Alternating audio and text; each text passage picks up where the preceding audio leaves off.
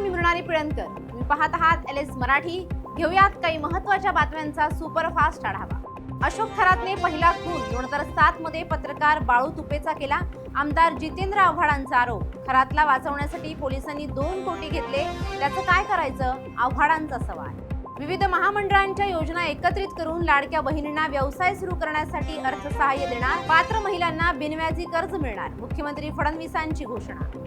लातूर ग्रामीणमधील एका सामान्य शेतकऱ्याला न्याय मागण्यासाठी मंत्रालयासमोर आत्मदहनासारखं टोकाचं पाऊल उचलावं लागतं. हे महाराष्ट्राचं दुर्दैव. धीरज देशमुख यांची टीका. बारामती परिसरातील विद्युत पुरवठ्याचे लोड शेडिंग सुरू. युगेंद्र पवार यांनी ऊर्जा भवनात दाखल केली होती चर्चा.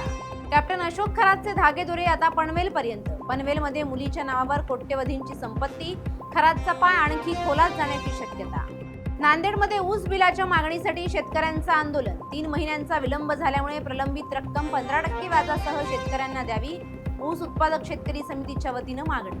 5 पैशांच्या वसुलीसाठी प्रशासनाकडून 47,000 खर्च.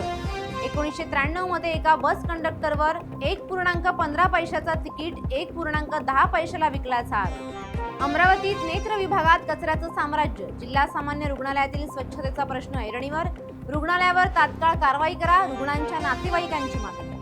नवी मुंबईतील APMC बाजारात कोकणातून 14,000 पेट्या दाखल. हापूस आंब्याची आवक वाढल्याने भावात 20% घसरण. जळगावात पोलिसांकडून मोस्ट वॉन्टेड आरोपी पिस्तुल्या धीरज कोळीला अटक. तर अजय डोळेला पोलिसांनी घेतलं ताब्यात. आरोपींकडून 2 गावठी पिस्तूल, 8 धारदार तलवारींसह 1.5 लाखांचा मुद्देमाल जप्त.